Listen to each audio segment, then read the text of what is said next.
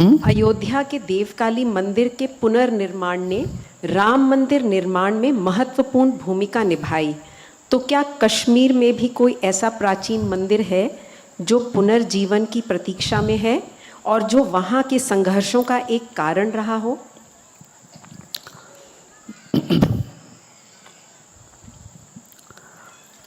कश्मीर में तो कई 100 मंदिर ध्वंस हो गए, ध्वस्त हो गए, मगर मंदिर की बात नहीं। ये जो गलत तरीके से लोगों को समझाया गया है, किसी को तुम मारोगे तो तुम जन्नत जाओगे, सीधा जन्नत में तुम्हारा सीट रिजर्व हो जाएगा वहां पर। यह है समस्या।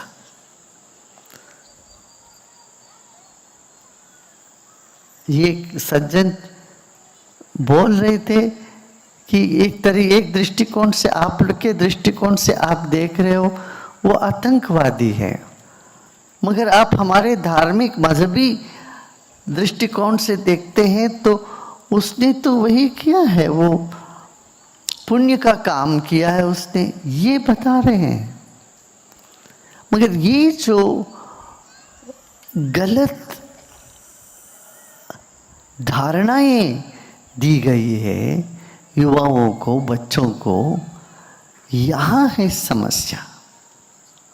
इसको हमें जड़ से उखाड़ के फेंक देना चाहिए।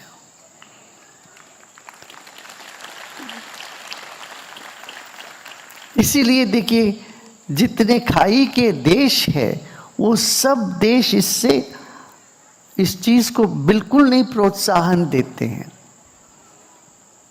अरब हो, सऊदी अरब हो, दुबई हो, ये सब देशों में कह रहे हैं कि सामरस्यता बनाए रखो, सबके लिए खोलेंगे अभी हम। ये लोग समझ चुके हैं ये जो कट्टरपंथी है ये दुनिया के लिए, हित के लिए नहीं है, दुनिया के हित के लिए नहीं, खुद के हित के लिए भी नहीं। ये लोग, समझदार लोग सब समझ चुके हैं। अब ना समझी कुछ लोग इस तरह से ये वातावरण निर्माण कर रहे हैं, इसमें समस्या है।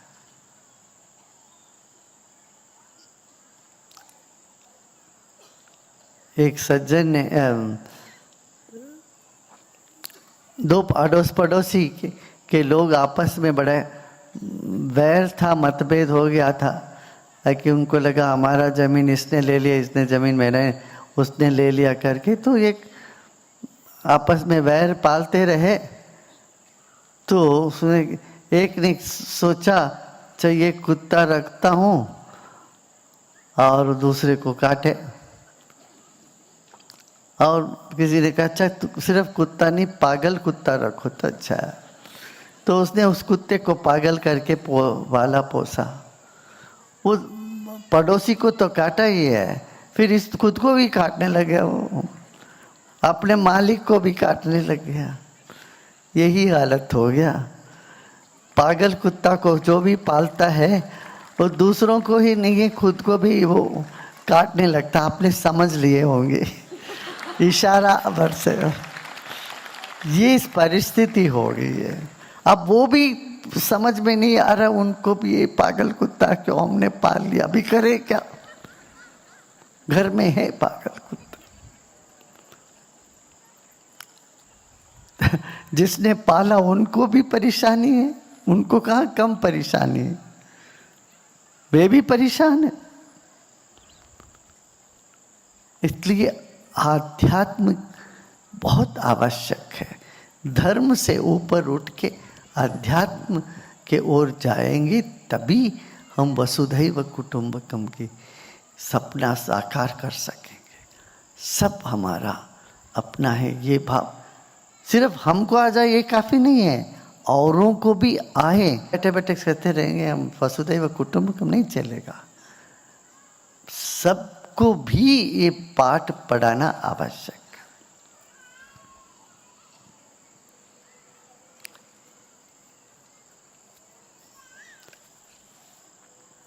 हमारा देश एक समय पर पूरा बौद्ध मत को स्वीकार कर चुका था। बौद्ध मत स्वीकार करने के बाद देश में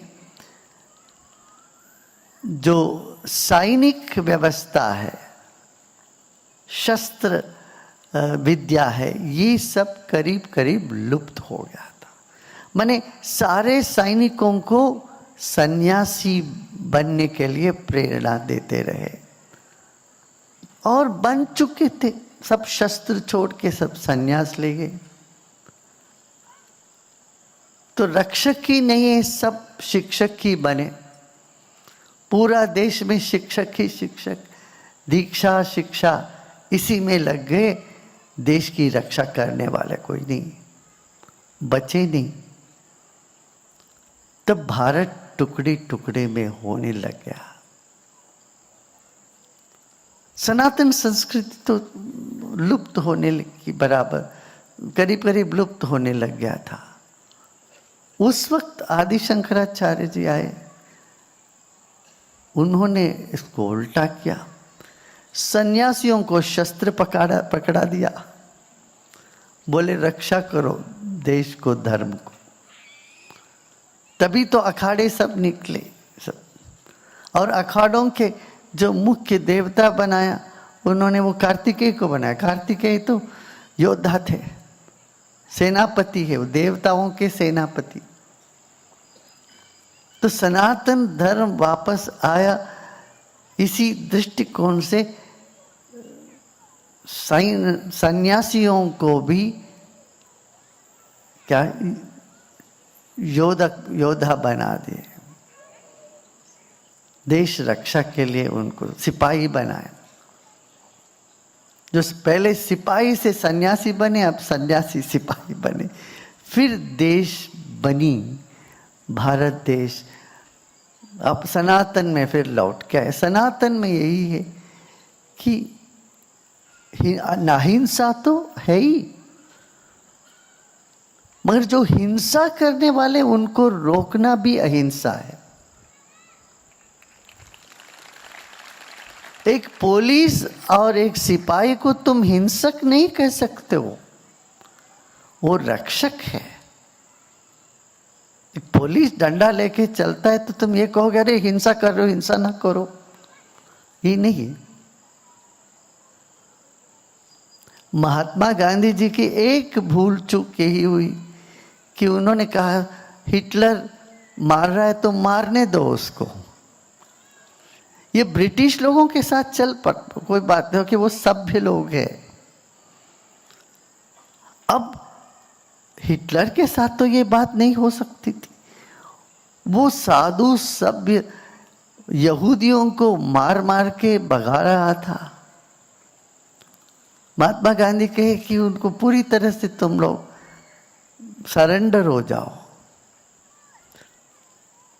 वो मारने चाहे तुम मर ही जाओ।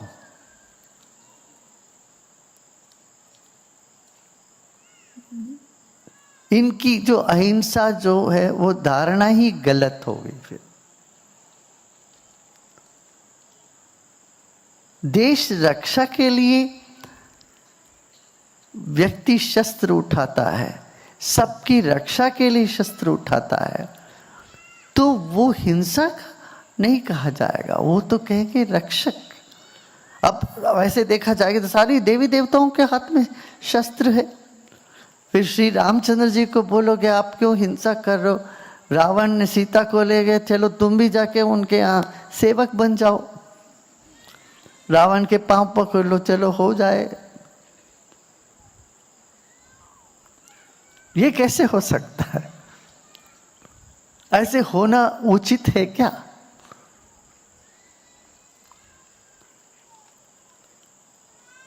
तो ये एक मूलभूत, अब वैसे देखा जाएगा तो सारी देवी देवताओं के हाथ में शस्त्र है। फिर श्री रामचंद्र जी को बोलोगे आप क्यों हिंसा कर रहे हो? रावण ने सीता को ले गए, चलो तुम भी जाके उनके यहाँ सेवक बन जाओ, रावण के पांव पकड़ लो, चलो हो जाए। ये कैसे हो सकता है? ऐसे होना उचित है क्या?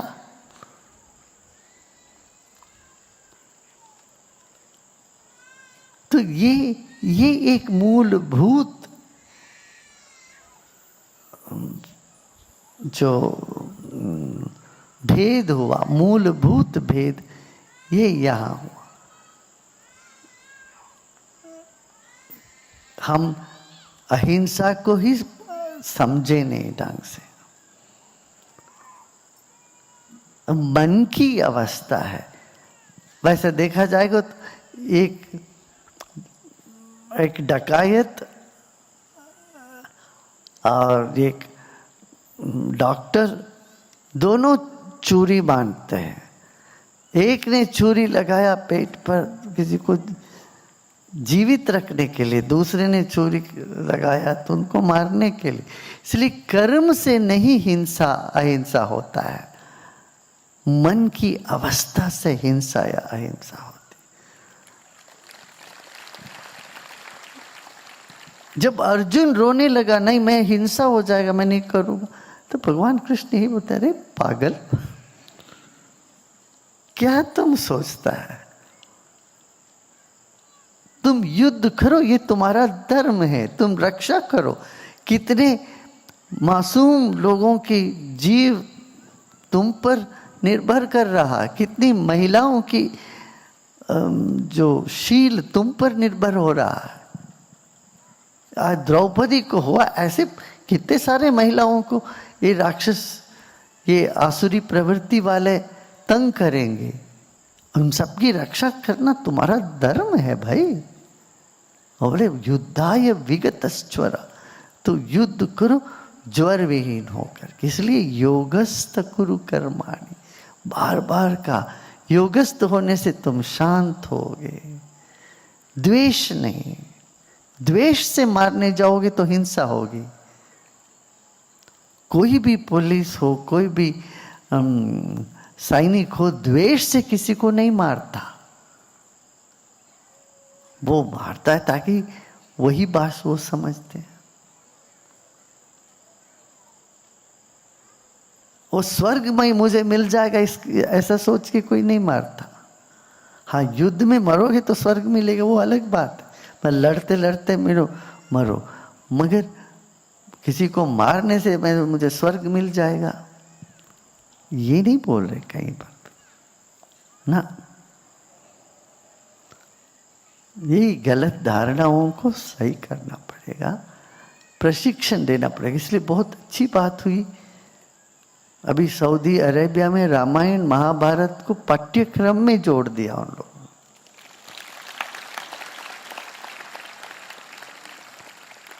और ये डी रेडिकलाइजेशन की जो एक काम अपना आर्ट ऑफ लिविंग ने बहुत किया है, अभी कश्मीर में भी शुरू किया है। पहली बार कश्मीर में सारे लोगों ने आतंकवाद के विरोध में खड़े हो गए, वहां नारा लगाए,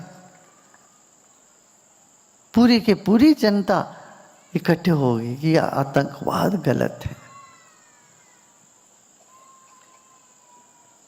हमारे देश के मुसलमान भी सारे काला बैज पहन के, किसी ने आवाज भी दिया, काला बैज पहन के नमाज के दिन नमाज पढ़ो कि इसके विरोध में बोलो।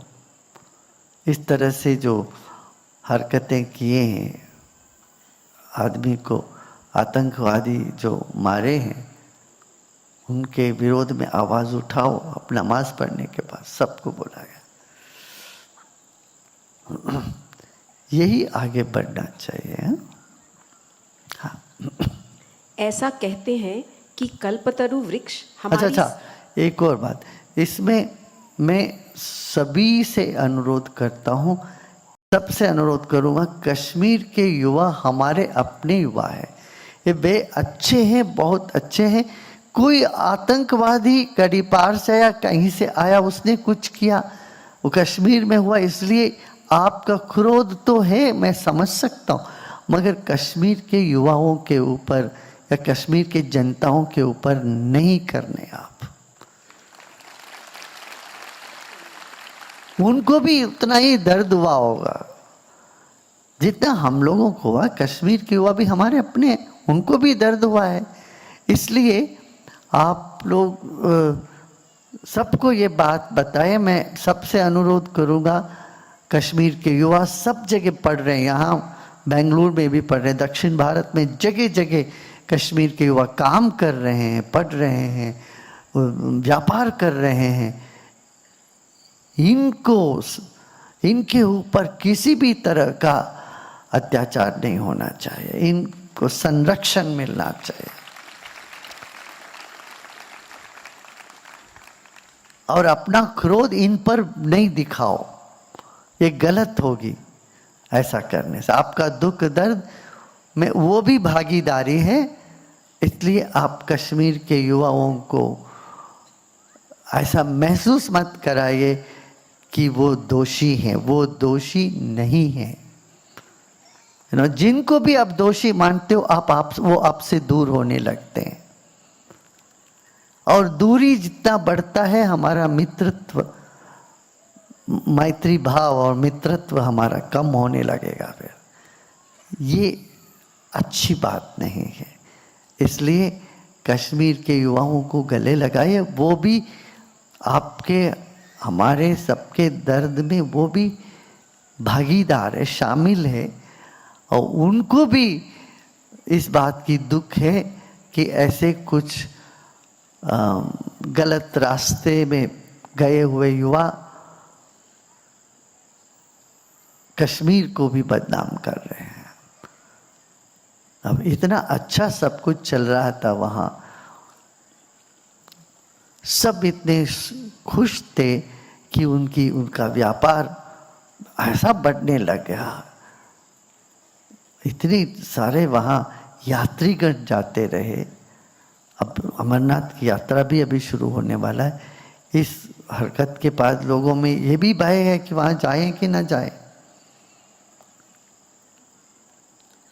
ऐसे सुंदर प्रदेश में कुछ ऐसे कुरूप और कुयुक्ति और कुबुद्धि के लोग घुस गए, ऐसे कुछ कर गए। इसका दोष सबके ऊपर नहीं लादना चाहिए हमें, और सबको